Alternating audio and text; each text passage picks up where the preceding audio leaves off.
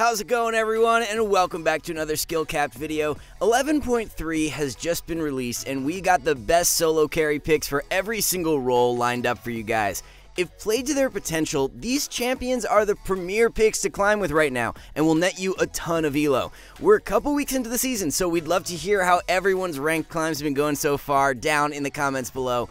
Don't forget to subscribe as well if you haven't already. This is the best place to be if you want timely and accurate content on the best champs and builds for each patch. Alright, so let's start things off by looking at the two best top laners. Volibear has been on the rise the past few patches now, and has become an incredibly strong pickup for 11.3. With Goredrinker, Sterak's, Deadman's, and Ravenous Hydra nerfed, it makes so many Bruiser champions fall down in power, and indirectly causes Volley to rise. On the flip side, not only have Bruiser items been nerfed, but so many tank items have been buffed.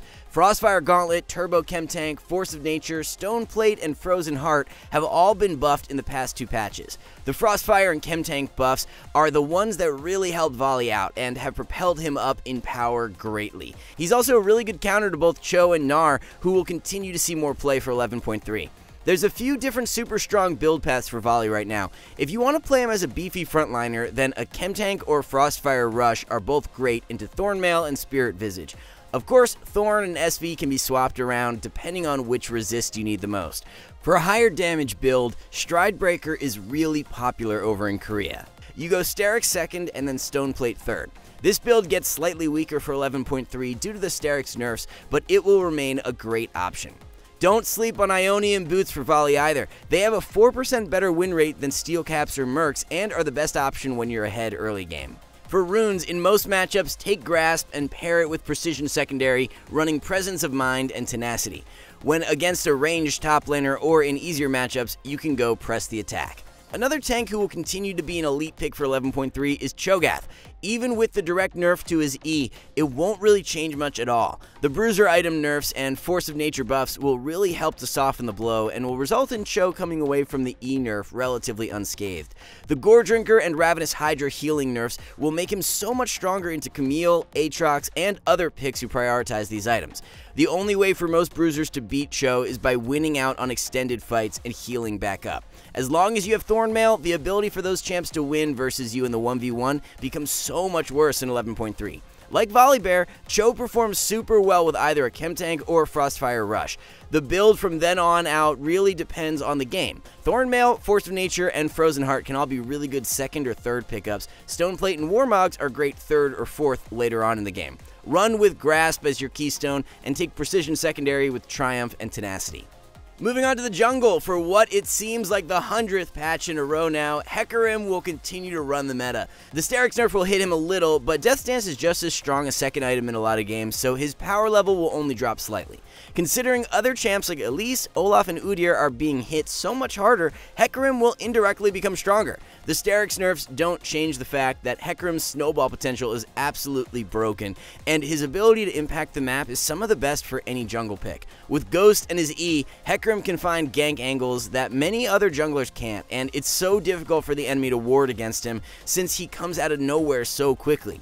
Trinity Force Rush can work really well as a snowball option, and Divine Sunderer if you want some more tankiness or you're behind. Second item will be Death's Dance or Sterak's. In games where the enemy is pretty heavy AD, you should put more priority on Death's Dance now for 11.3. Spirit Visage, Sterak's, and Deadman's can all work as third pickups. Phase Rush has started to become a lot more popular as Hecarim's keystone over the past patch or so, but Conqueror can still work just as well. Both have their benefits, so try each and see which you prefer. And following right in behind Hecarim once again is Kha'Zix.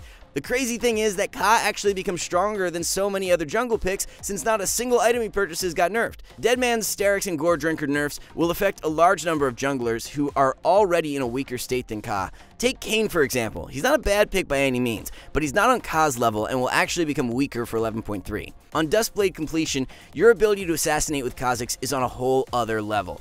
You've got insane single target damage and also have perma invis potential, so you can get in, one-shot your target, and then get right out before the enemy team can even react. After your Duskblade, you can build the Collector for even more one-shot. However, Youmuu's and Edge of Night can also be interchanged depending on preference. Dark Harvest really adds to your snowball and one-shot power. Pair it with Sorcery Secondary, taking Absolute Focus, and Water Walking. with Pantheon dropping down in strength for this patch. Taking his spot as the best solo carry mid laner is Galio. Galio actually ended up benefiting from indirect buffs in 11.2, which has made him even more insane. Shurelya's as a rush item for Galio mid is no troll at the moment and is performing better than Rocket Belt. Lots of pros have adapted this new build, and we will be going more in depth with it in our new Korean builds video coming out this week. In short, Shurelya's is just a cheaper Rocket Belt with even stronger engage power. The active provides 60% decaying move speed over 4 seconds, as opposed to the 30% for 1.5 seconds from Rocket Belt. Shurelya's move speed also gives your teammates around you that boost, so it allows them to follow up on your engages much easier. Galio is also such an amazing pick into champs like Katarina, Fizz, Echo, and Sylas, as his point-and-click taunt along with the built-in tankiness from his magic shield really nullifies them. So for the build, it's either a Rocket Belt or Shurelya's Rush. If you haven't tried out Shurelya's yet, then definitely do so. However, Rocket Belt is still completely viable if you want a little more damage. Second item is almost always Zanya's, and then a Demonic Embrace or Banshee slots in nicely third. Aftershock and Predator can both work for Galio's keystones. Predator gives insane roam power, and Aftershock provides added tankiness, so it really comes down to which you think is best for the game. Secondary runes will always be Nimbus Cloak and Transcendence. Jumping up in priority slightly for 11.3 has been Fizz, and he will be our second solo carry mid pick. Anivia and Pantheon have been two of Fizz's worst matchups in previous patches, so with both of them receiving nerfs, it really helps Fizz out. Yone is going to see an even higher spike in play rate this patch with the shield bow buffs, and it's always been a really good matchup for Fizz, so he's got that going in his favor as well. The small nerf to Zanya's will hurt him a little bit, but should be nothing more than a little nudge. Fizz has one of the most oppressive kits in the game for any mid-champ, as he can snowball an early advantage insanely hard. The crazy mobility and long-range pick make it so difficult for enemy squishies to lane against if he just gets the smallest of leads. The build seeing the most success in high elo at the moment is a Zanya's Rush into Liandry's secondary and Lich Bane third. This build provides you with a large sum of ability haste, which is a stat that Fizz really likes. For runes, you can either run Electrocute or press the attack. PTA is highly undervalued and synergizes great with Fizz's kit, so be sure to try it out. The ADC meta doesn't change a whole lot compared to other roles for 11.3, so once again, we have Kai'Sa as the queen of the bot lane. The champion currently holds a 45% play rate and a 27% ban rate, which is just completely ludicrous. Her win rate is also in the top 3 at 52%, so we're really confused here at SkillCapped as to how the champion hasn't been touched at all in the past few patches. One of her best synergies in Rel is also getting buffed for 11.3, and we'll see way more play, which indirectly makes Kai'Sa even better. Pair Kai'Sa up with any hard CC support and your burst threat is really solid early on, and she still scales into the mid to late game like a beast. The standard build for Kai'Sa is either a Kraken or Gale Force Rush into the Collector second and a Hurricane third. With the PD changes this patch, it will also rise up as a solid third choice in place of Hurricane when you want some more single target damage threat. Despite the Gale Force nerfs last patch, Jhin still remains the second best ADC in the game. Samira definitely has a chance to compete with Jhin for this slot in the coming patches due to the shield bow buffs, but for now, we still rate Jhin slightly higher.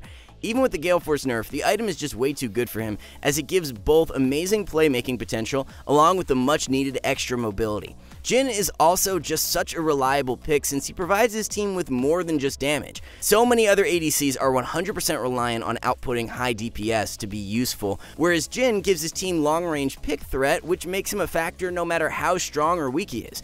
Gale Force and the Collector will be your two core items for every single game, and then go into Rapid Fire Cannon in most situations.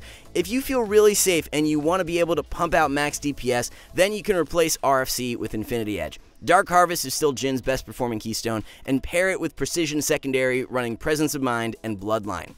Moving up as one of our top 2 supports for this patch is Rel. She received a couple bug fix changes that only make her stronger, and with Seraphine dropping down in power, you can definitely make an argument for Rel being the #1 support. You have to realize that the champ is still relatively new as well, so with more people getting games in and understanding how to play her optimally, her win rate can only rise from here. Use her as a really good counter to engage supports like Nautilus, Galio, Leona, Rakan, and so on. Rel's peel power is very strong, so she does a great job at preventing those champs from reaching her backline and can keep her carries nice and safe.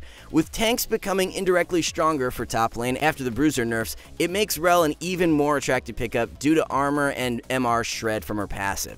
The best build for Rel this patch is a Locket into Zeke's and Knight's Vow. Deadman's was a really great option in previous patches, but with the nerf here in 11.3, we expect it to drop in priority. The best performing rune page is Aftershock with Precision Secondary. The Tenacity rune is just so important for Rel, and pair it up with Triumph. And the final solo carry pick of the patch in the second slot for the support role is going to be Seraphine. If you've been playing Seraphine recently and have been worried about the nerfs, no need to fret. The W nerfs will hurt her slightly, but aren't as big as they may seem. The nerfs are more impactful at the later ranks in the spell, and because you don't max W out until last, it's not that big of a deal. It won't be until level 14 that you start putting points into W, and in most games, support champions don't even reach that high of a level. The note damage nerf is also most impactful later on in the game, so it's not the end of the world. You also have to consider that Seraphine was miles ahead of any other support pick in previous patches, so these changes will just bring her down closer to their level. Moonstone Renewer didn't receive any nerfs for 11.3, so Seraphine can continue to abuse that as her rush item. Even though Staff of Flowing Water was nerfed, it will still remain a great second pickup for most games. Chemtech Putrefier is one item you should definitely try out now after its buffs in games where you need healing reduction. The standard build for the majority of games will still remain Moonstone into Staff and then Ardent. For runes, take Guardian as your keystone and roll with Inspiration Secondary, taking Biscuits and Cosmic Insight. Alright guys, that's going to round out our best solo carry picks for every single role in patch 11.3. Be sure to hit that subscribe button if you haven't already to stay up to date with all the big meta changes happening each patch. Thanks so much for watching, and we'll catch you next time.